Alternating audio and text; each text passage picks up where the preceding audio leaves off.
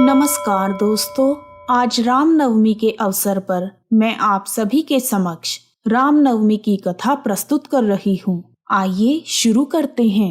बोलिए श्री रामचंद्र की जय। एक बार भगवान शिव से माँ पार्वती ने प्रश्न किया, हे प्रभु, राम कौन हैं? तब भोलेनाथ ने कहा, राम भगवान विष्णु के 7वें अवतार हैं। पृथ्वी पर श्री राम की प्रतिष्ठा मर्यादा पुरुषोत्तम तथा न्याय प्रिय राजा के रूप में है। तब पार्वती जी ने हैरान होकर पूछा, प्राणनाथ, आखिर विष्णु जी को मनुष्य का रूप लेकर पृथ्वी पर क्यों जाना पड़ा? तब शिव शंकर भगवान ने माँ पार्वती के प्रश्नों के उत्तर में राम जन्म के 5 विशेष कारण बताए। पहला कारण था सनत कुमारों का भगवान के पार्षदों को श्राप, जिसके कारण भगवान विष्णु के पार्षदों को राक्षस योनि में जन्म लेना पड़ा और उनके उद्धार के लिए भगवान को अवतार लेकर पृथ्वी पर आना पड़ा।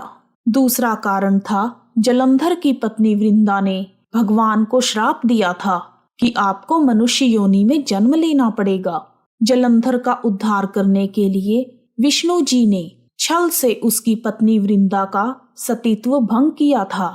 और तीसरा कारण था नारद जी का श्राप। एक बार विष्णु जी ने नारद जी को वानर के मुख में देखकर उनका मजाक उड़ाया था।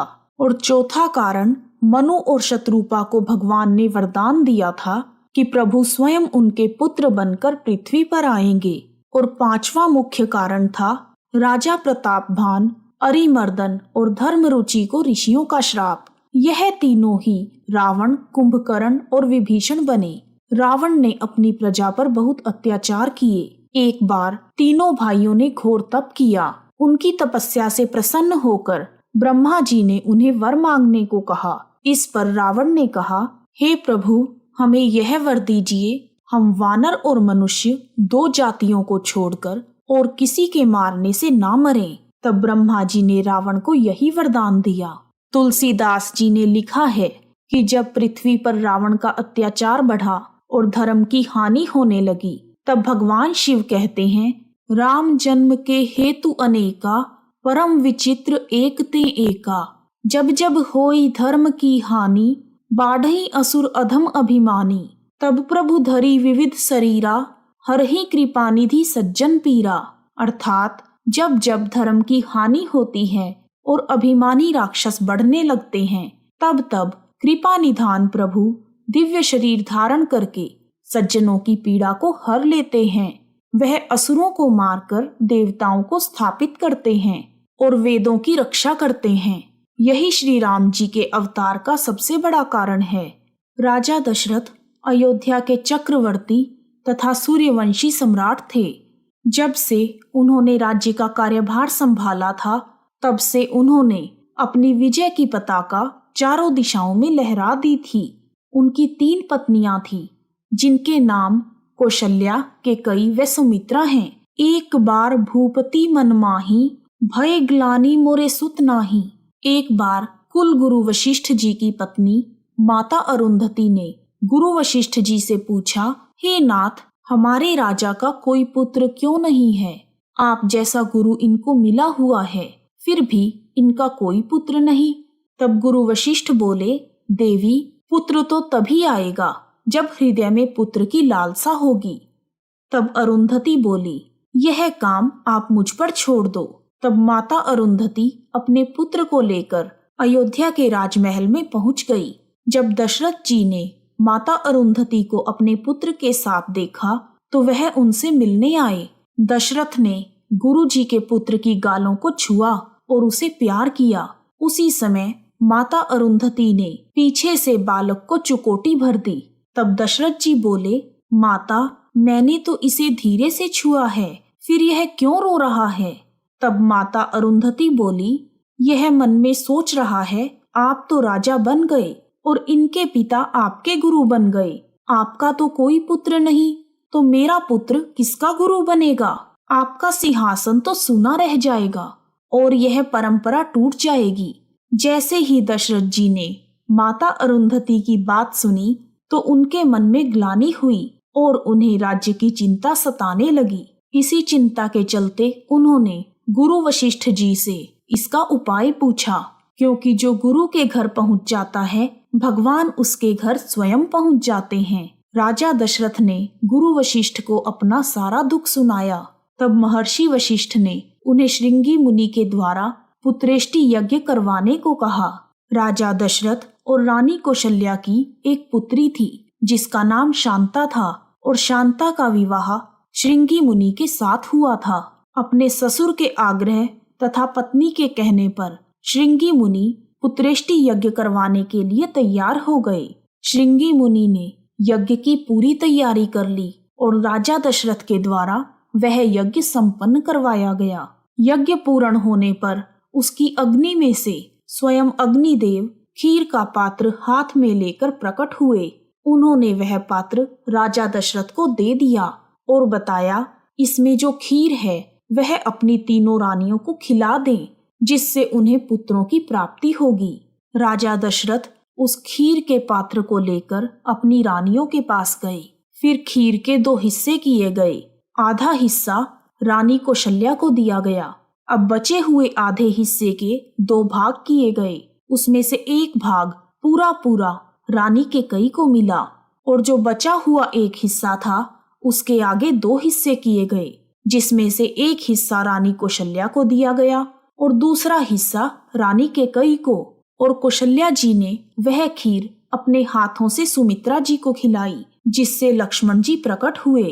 और एक हिस्सा जो केकई जी के हाथ में था वह उन्होंने रानी सुमित्रा को खिलाया, जिससे शत्रुघ्न प्रकट हुए। इस प्रकार सभी रानियां गर्भवती हुई। जिस दिन से भगवान गर्भ में आए चारों ओर सुख और संपत्ति छा गई।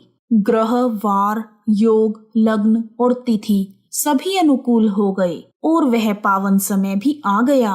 9वीं तिथि मधुमास पुनीता, शुक्ल पक्ष अभिजीत हरिप्रीता, मध्य दिवस अति शीत न घामा, पवन काल लोक विश्रामा।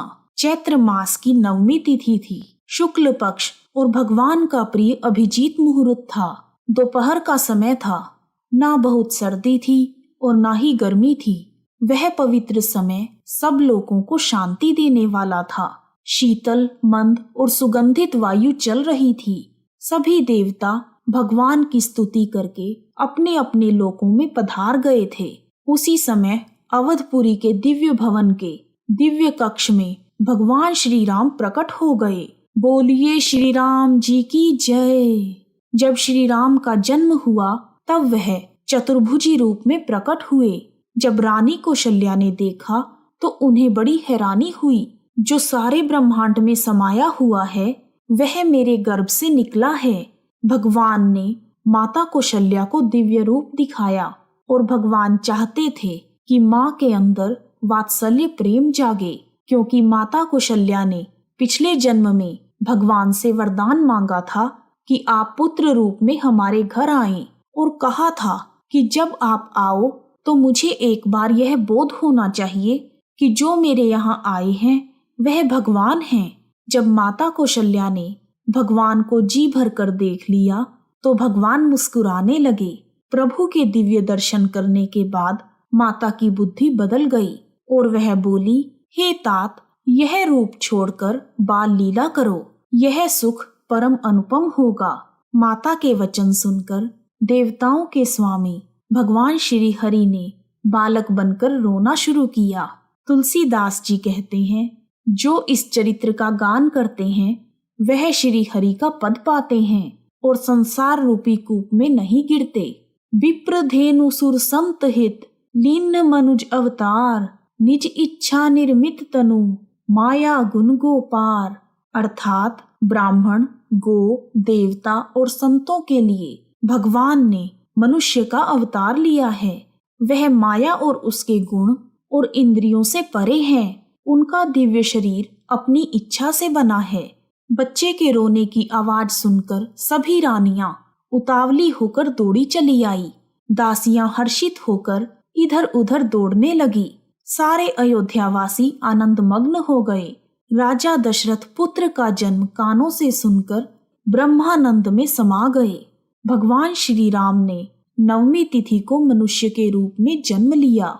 एक बार नवमी तिथि भगवान जी के पास साकेत में गई और रोने लगी। भगवान राम जानकी जी के साथ विराजमान हैं। भगवान ने पूछा, हमारे दरबार में कौन रो रहा है? तब दरबार ने बताया कि यह नवमी तिथि है और आपसे मिलने आई है। तब भगवान ने नवमी तिथि को अपने पास बुलाया और रोने का कारण पूछा। वह बोली, प्रभु क्या बताऊं, मुझे इस संसार ने त्याग दिया है। बड़े बड़े ब्राह्मण और पंडित कहते हैं कि नवमी तिथि में कहीं यात्रा नहीं करनी चाहिए, कोई शुभ कार्य नहीं करना चाहिए। मेरा बड़ा अनादर हो रहा है। हर तिथि में कोई ना कोई उत्सव हुआ है, कोई ना कोई अवतार हुआ है, परंतु मैं खाली रह गई हूँ। मेरा उद्धार कीजिए प्रभु। यह सुनकर भगवान के नेत्रों में आंसू आ गए। वह बोले, तू चिंता क्यों करती है? जो खाली है मुझे वही पसंद है। मैं उसे अपने प्रेम से भर देता हूँ, खाली नहीं रहने देता। अब की बार जब मेरा राम अवतार होगा तो मैं तुझे भर दूंगा। उस दिन उत्सव मनाया जाएगा। साथ में माँ सीता भी बैठी हैं, तो उनका हृदय भी द्रवित हुआ और उन्होंने कहा, भगवान नवमी को आएंगे और मैं भी नवमी को ही आऊंगी। जैसे ही नवमी तिथि के दिन श्री राम का जन्म हुआ, आकाश मार्ग से देवताओं और गंधर्वों ने पुष्प वर्षा की। श्री राम के दर्शनों से सूर्य भगवान आनंद मग्न होकर स्थिर हो गए। वह आगे बढ़ ही नहीं रहे थे। राम जन्म से सभी देवताओं को खुशी हुई, परंतु चंद्रदेव दुखी हो गए। सूर्यास्त के बिना रामचंद्र के दर्शन कैसे हो? तब भगवान श्री राम ने चंद्रमा से पूछा, आज मेरा पृथ्वी पर अवतरण हुआ है और तुम दुखी हो रहे हो। तब चंद्रदेव ने राम जी से कहा, अगर सूर्यास्त नहीं होगा तो मैं आपके दर्शन कैसे करूंगा?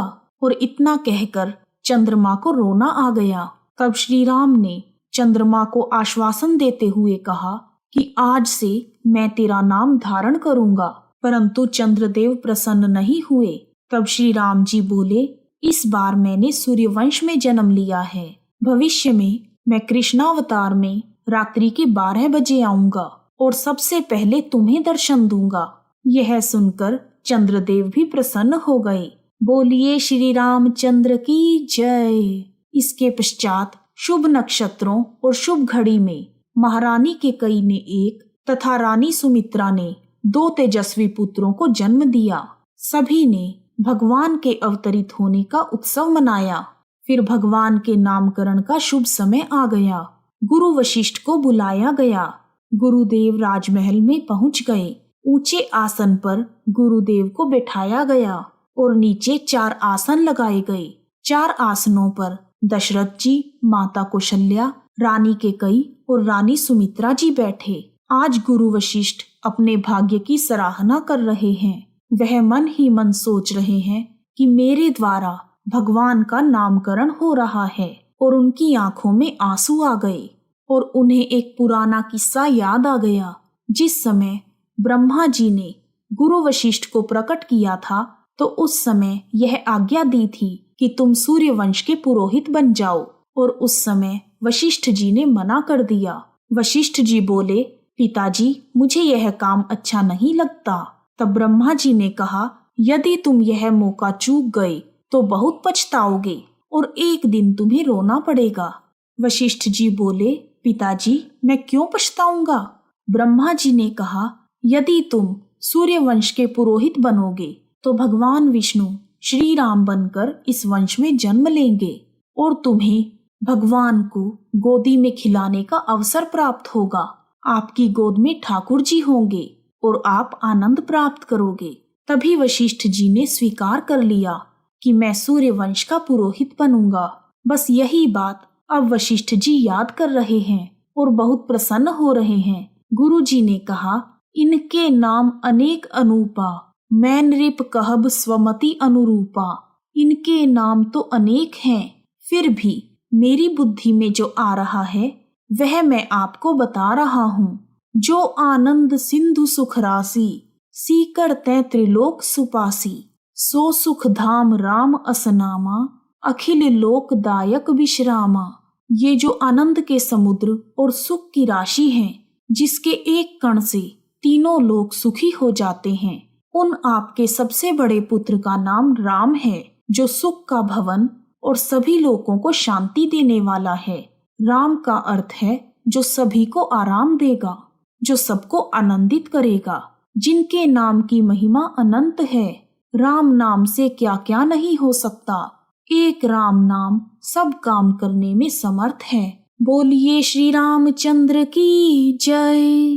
राम जी के नामकरण के बाद वशिष्ठ जी ने कहा, जो संसार का भरण पोषण करते हैं, उन आपके दूसरे पुत्र का नाम भरत होगा, जिनके स्मरण मात्र से शत्रुओं का नाश होता है। उनका वेदों में प्रसिद्ध नाम शत्रुघ्न है, और जो शुभ लक्षणों के धाम श्री राम जी के प्यारे और सारे जगत के आधार हैं, गुरु वशिष्ठ ने उनका नाम लक्ष्मण रखा। गुरु जी ने हृदय में विचार करके यह शुभ नाम रखे। हे राजन, तुम्हारे चारों पुत्र वेद के तत्व हैं, जो मुनियों के धन, भक्तों के सर्वस्व और शिवजी के प्राण हैं। उन्होंने बाल लीला के रस में सुख माना है। इस प्रकार गुरु वशिष्ठ ने राजा दशरथ के चारों पुत्रों का नामकरण किया। बोलिए राम लक्ष्मण भरत शत्रुघ्न की जय। जय श्री राम। इस प्रकार रामनवमी की कथा पूर्ण होती है।